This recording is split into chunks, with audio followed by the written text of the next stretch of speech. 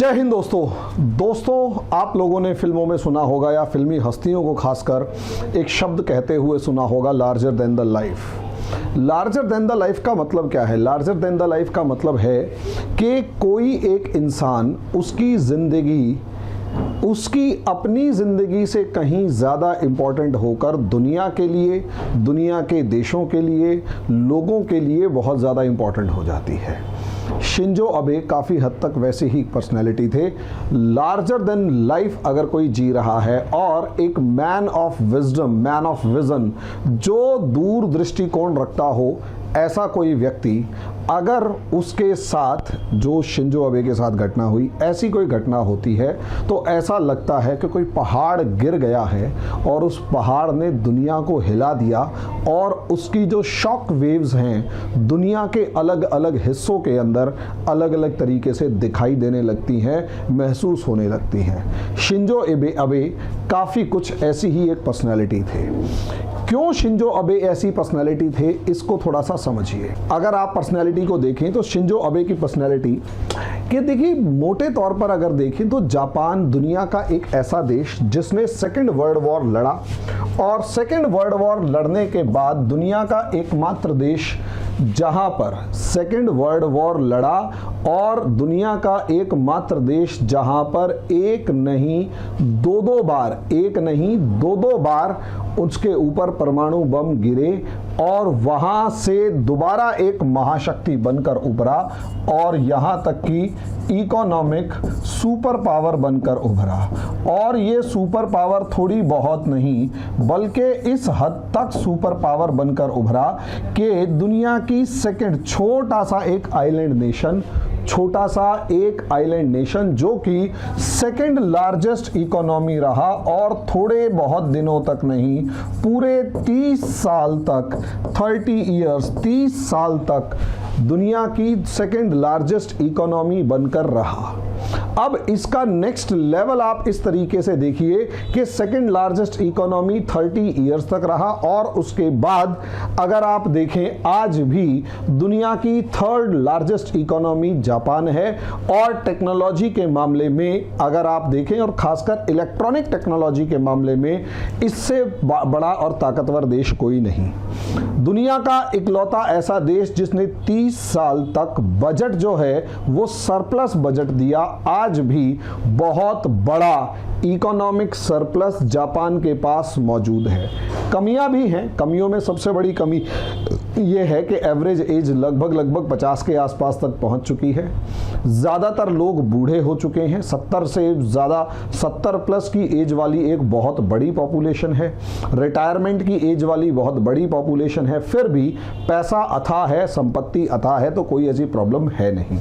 लेकिन ऐसा एक देश जिसने एशिया के फर्स्ट इंडस्ट्रियलाइज्ड नेशन होने का तमगा लिया और एक ऐसा देश जिसने वर्ल्ड वॉर 2 के अंदर दुनिया के अंदर तूफान मचाया। सोचकर देखिए, जापान यहाँ है और कलकत्ता के अंदर बम्बार्डमेंट हो रही है। ये पूरा इलाका जापान सेकेंड वर्ल्ड वॉर में कब्जा कर चुका है। जो भी मिला सबको मारा काटा, जो पॉसिबल था सब के ऊपर कब्जा और कलकत्ता के ऊपर हमला। छोटे से एक देश ने तूफान मचा के रखा था और पूरी दुनिया ऐसा लग रहा था जैसे घुटनों के बल इसके सामने घुटनों के बल बैठ गई है। अब ऐसी सिचुएशन में अगर पूरी दुनिया इसके सामने घुटनों के बल बैठ चुकी है तो ऑब्वियस सी बात है हालात इसके कुछ ज़्यादा अच्छे, मतलब कुछ ज़्यादा ताकतवर रहा होगा और इसके सामने कोई दुनिया का ताकतवर देश बचा नहीं। लेकिन जैसे ही न्यूक्लियर वॉर के मतलब न्यूक्लियर अटैक की विभत्सना इसने देखी, दर्द इस देश ने सहन किया, यहाँ से इन्होंने नो वॉर पॉलिसी अपनाई। नो वॉर पॉलिसी उस टाइम पर अपनाना एक बहुत बड़ी बात थी, क्योंकि जिस तरीके से जापान बर्बाद हुआ और जापान ने दुनिया को बर्बाद किया और उसके बाद खुद भी बर्बाद हुआ, वहां से नो वॉर पॉलिसी और जिसने बम ब्लास्ट किए, इसके मतलब जिसने एटम बम गिराए, उसी के साथ दोस्ती करके आगे बढ़े। वहां जो पॉलिसी जापान ने अपनाई वो थी कि हम कुछ भी करके, हम लोग कैसे भी करके अब न्यूक्लियर वॉर की तरफ नहीं बढ़ेंगे, यहाँ तक कि हमारी आर्मी भी एक लॉ एंड ऑर्डर मेंटेन करने वाली आर्मी बनकर रहेगी, एडवांस या अटैकिंग आर्मी नहीं रहेगी। एक ऐसा देश जिसने पूरे फर्स्ट वर्ल्ड वॉर और सेकंड वर्ल्ड वॉर में दुनिया में तूफान मचा के रखा हो और वो देश इस तरीके की पॉलिसी बना ले, तो इसका सीधा सीधा मतलब ये है दोस्तों कि कहीं ना कहीं काफ़ी ज़्यादा इसके दिमाग पर असर पड़ा, काफ़ी ज़्यादा इसके दिमाग पर चेंजेस आए। लेकिन क्या सिचुएशन यहीं आकर ठहर गई? तो इसे आप कुछ इस तरीके से देखिए कि जैसे जैसे राइज ऑफ चाइना हुआ और जैसे जैसे सेकेंड वर्ल्ड वॉर की एट्रोसिटीज चाइना के ऊपर जो जापान ने की थी वो याद आने लगी। जापान के ऊपर चाइना ने जो एट्रोसिटीज की थी, जो अत्याचार किए थे, वो याद आने लगे, वो मुद्दा बनने लगे। वैसे ही और जैसे जैसे यहाँ पर सेनकाकू आइलैंड्स का जो इशू है वो जापान और चाइना के बीच बढ़ने लगा और जैसे जैसे जापान ने ताइवान के ऊपर शिकंजा कसना शुरू किया, जैसे जैसे चाइना ने साउथ चाइना सी के अंदर अपनी ताकत बढ़ानी शुरू करी और जैसे जैसे कोरिया के अंदर नॉर्थ कोरिया न्यूक्लियर नेशन बनने की तरफ बढ़ रहा था और इस न्यूक्लियर नेशन ने जापान के लिए भी एक थ्रेट पोज करना शुरू कर दिया था।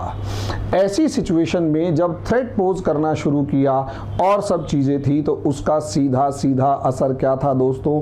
उसका सीधा सीधा असर ये कि जापान को यहां पर चाइना और नॉर्थ कोरिया से थ्रेट फेस करना पड़ा। यहां ऐसे में जो जापान नो फर्स्ट यूज और पीसफुल पॉलिसी अपना रहा था और वहां के लोग जो कि न्यूक्लियर वॉर से इस तरीके से अफेक्टेड थे कि उन्होंने किसी भी वॉर में हिस्सा लेने से मना कर दिया और क्लियर वर्ड्स में कहते हैं कि हम कुछ भी हो जाए किसी भी वॉर में हिस्सा नहीं लेंगे।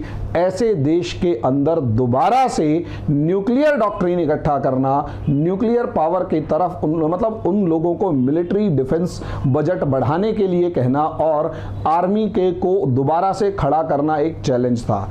इस चैलेंज को एक्सेप्ट करने वाले थे शिंजो एबे।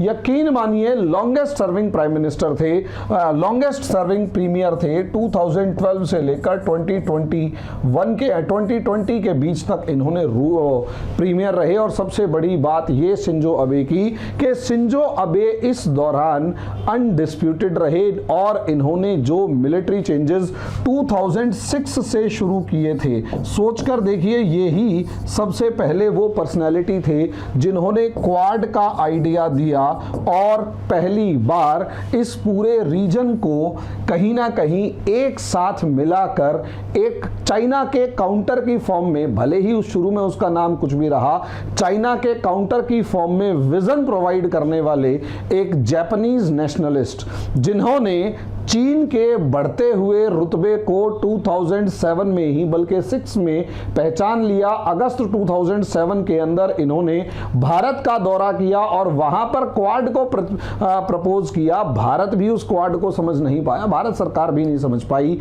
इवन ऑस्ट्रेलिया भी नहीं समझ पाया, अमेरिका बाद में समझा और जापान सबसे पहले समझने वाले शिंजो अबे थे और इन्होंने इन चार को इकट्ठा करने की बात कही थी।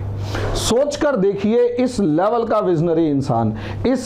विजनरी इंसान जिसके नाम पर इकोनॉमी को अगर वर्ड दिया जाता है तो एबेनॉमिक्स कहा गया और यह कहा गया कि इनकी जो इकोनॉमी है वो एबेनॉमिक्स है और इस एबेनॉमिक्स के 3 पिलर्स यहां पर मौजूद हैं। यहां पर 3 pillar monetary easing, fiscal stimulus और स्ट्रक्चरल रिफॉर्म्स। मॉनेटरी ईजिंग का मतलब यह है कि ज्यादा से ज्यादा, जितना ज्यादा हो सके उतने इजी आप लोन दें ताकि ज्यादा से ज्यादा लोगों को डेवलप करने का, प्रोग्रेस करने का मौका मिले। दूसरी तरफ फिस्कल स्टिमुलस यानी अपनी तरफ से सरकार, क्योंकि 2008 में जो है क्या नाम है रिसेशन आया था, याद कीजिए रिसेशन की तैयारी इन्होंने पहले से करना शुरू कर दी थी। और उसके बाद स्ट्रक्चरल रिफॉर्म यानी जापान के अंदर जो सिस्टम में प्रॉब्लम्स आ रही हैं उन सिस्टम्स को सुधार मिलाकर आगे बढ़ना और जापान को मजबूत देश के रूप में उभारना। लेकिन सोच कर देखिए, इस इंसान की किस्मत खराब थी, क्योंकि इन्हें अपना इस्तीफा देना पड़ा। इनको एक बीमारी हो गई थी। बीमारी काफ़ी कॉम्प्लेक्स सा नाम है, मैं उसको जा नहीं रहा, लेकिन इनको बीमारी हो गई। इन्हें इलाज करवाने के लिए वापस जाना पड़ा। लेकिन जब इन्होंने 2012 में कम बैक किया तो कहीं ज़्यादा नंबर के अंदर कम बैक किया, कहीं ज़्यादा स्ट्रांग पोजीशन के अंदर आकर कम बैक किया। और 2012 से लेकर 20 तक जापान के अंदर जिस तरीके से मिलिट्री बजट को बढ़ाया, जिस तरीके से आर्मी को डेवलप करने की कोशिश करी, जिस तरीके से जापान उससे पहले अमेरिका के अपनी प्रोटेक्शन के लिए अमेरिका के ऊपर डिपेंडेंट था, अमेरिका की डिपेंडेंसी को खत्म करके जापान ने, खत्म तो खैर क्या, ताकतवर अमेरिका अभी भी वहां मौजूद है, लेकिन अपनी आर्मी को भी मजबूत किया और ये कहा कि हम ज्यादा दिन तक अमेरिका के ऊपर डिपेंडेंट नहीं रहेंगे, हमारी आर्मी भी स्ट्रांग होनी चाहिए। तो सोच कर देखिए, मतलब अपनी एयर फोर्स से लेकर नेवल फोर्स से लेकर आर्मी तक सबके ऊपर बजट खर्च करके ज्यादा से ज्यादा ताकतवर तरीके से आगे बढ़ने की तैयारी की गई। और यही एक सिचुएशन है, यही एक रीजन है कि अगर आप देखेंगे तो इनकी इंपॉर्टेंस डोमेस्टिक पॉलिटिक्स में बहुत ज्यादा थी। लेकिन जैसे ही इनकी इंपॉर्टेंस को डोमेस्टिक पॉलिटिक्स की जगह एकदम से आप इंटरनेशनल लेवल पर देखेंगे तो सोच कर देखिए, क्वाड का विजनरी यही व्यक्ति था। चाइना के साथ इमोशनल बेसिस पर रिलेशंस नहीं रखे जाएंगे, बल्कि प्रैक्टिकल अप्रोच के बिहाफ पर चाइना के साथ रिलेशंस रखे जाएंगे। उसके पीछे के भी जो मामला था, जिसके पीछे के भी जो क्या नाम है सिस्टम थे, वो यही, या उसके पीछे जो दिमाग था वो यही था। चाइना के साथ इकोनॉमिक एंगेजमेंट बढ़ाना और समय के साथ इकोनॉमिक एंगेजमेंट को घटाकर कदम पीछे हटाना भी जापान के अंदर शिंजो अबे की ही अपनी एक पॉलिटिक्स थी। शॉर्ट में कहा जाए तो ये एक इस तरीके का विजनरी इंसान के कुछ अल्टीमेट लेवल। और सबसे बड़ी बात, इंडिया पॉलिटिक्स क्या थी इनकी। यहां आप सोचिए, जो चाइना के लिए थ्रेट इंडिया है, वही थ्रेट चाइना के लिए जापान भी है। क्यों? क्योंकि चाइना यहां पर पाकिस्तान को सपोर्ट करता है और पाकिस्तान इंडिया से लड़ता है। यहां चाइना जो है वो नॉर्थ कोरिया को सपोर्ट करता है और नॉर्थ कोरिया जापान को आए दिन किसी न किसी मामले में धमकी देता है। अब आप सोच कर देखिए, यहीं पर शिंजो अबे प्रधानमंत्री बनते हैं और ये इकलौते ऐसे प्रीमियर हैं जो कि कहीं ना कहीं इंडिया 4 बार विजिट करते हैं। 4 बार इंडिया के विजिट, पद्म विभूषण से इन्हें सम्मानित किया गया। इन्वेस्टमेंट के नाम पे इंडिया के अंदर जितनी ज़्यादा इन्वेस्टमेंट इनके टाइम पीरियड में हुई, बुलेट ट्रेन से लेकर जितने सारे प्रोजेक्ट्स इनके टाइम पे आए और जितना ज़्यादा कंपनियों ने इंडिया के अंदर इन्वेस्ट किया, वो अपने आप में एक अल्टीमेट था। और जिस तरीके से चाइना की पावर को काउंटर बैलेंस करने के लिए इंडिया और जापान चाइना की दो तरफ खड़े होकर अपना एक चेक एंड बैलेंस की पॉलिसी को अपना रहे थे, वो उनके जो अग्रिम पद्धति, मतलब एक जो है ना एग्रेसिव नेता थे, वो शिंजो अबे थे। बाद में इनको मोदी का साथ मिला और दोनों की जुगलबंदी जबरदस्त थी। मोदी जी के लिए तो ऐसा झटका है जैसे किसी ने बाजू काट के रख दी हो। सच में ऐसा झटका जैसे किसी ने बाजू काट के रख दी हो। और अमेरिका आज भी देखो, वैसे अगर जापान को देखेंगे तो स्टेबल डेमोक्रेसी है। फुमियो किशिदा जो हैं वो भी किसी भी मामले में कम नहीं है, वो भी अपने आप में स्ट्रांग लीडर हैं और स्ट्रांग बिहेव करेंगे। और चाइना के लिए उनकी पॉलिसी भी कमोबेश शिंजो अबे से मिलती जुलती है, या यहां तक कहा जाता है कि वो और शिंजो अबे और फुमियो किशिदा का बहुत ही क्लोज रिलेशन रहा है। आइडियोलॉजिकली दोनों के बीच में लगभग समानता है, किसी तरीके का कोई खास सा डिफरेंस नहीं है। लेकिन फिर भी जो एक पॉलिसी के अग्रदूत होते हैं और जो उसके स्ट्रांग होल्डर होते हैं, वो अगर इंसान चला जाए तो कहीं ना कहीं धरती हिलती है। वो चीज अमेरिका को भी समझ में आ रही होगी कि जिस क्वाड का सपना ये देख रहे थे और उस क्वाड के पीछे की जो आइडियोलॉजी खुले तौर पर शिंजो अबे की आइडियोलॉजी के अनुसार काम कर रही थी, उसको बड़ा झटका लगा है। एंटी चाइना स्टेट में, मतलब एंटी चाइना माइंडसेट रखने वाले, जिन्होंने खुल के कभी भी नहीं कहा, लेकिन उन्होंने कभी भी ताइवान की इंडिपेंडेंस को अपोज भी नहीं कहा, खुल के ताइवान की इंडिपेंडेंस को सपोर्ट करने वाले नेता ये रहे हैं। ऐसे नेता की मृत्यु जो है चाइना के लिए बल्ले बल्ले। और मृत्यु का भी जो तरीका है, अभी सवाल ये आएगा कि ये खुद इनको किसी ने मारा, या ये मतलब किसी उसका मतलब ये चाइना की किसी कॉन्स्पिरेसी का शिकार हैं, या अंदर ही किसी ने एक पर्सनल दुश्मनी इनसे निकाल ली। जो भी होगा वो वक्त बताएगा, लेकिन भारत और अमेरिका के लिए बहुत बड़ा झटका ये रहेगा। आगे इसमें क्या चीजें निकलती हैं, क्या सिचुएशंस आएंगी, वो वक्त बताएगा। अभी के लिए इतना ही, धन्यवाद।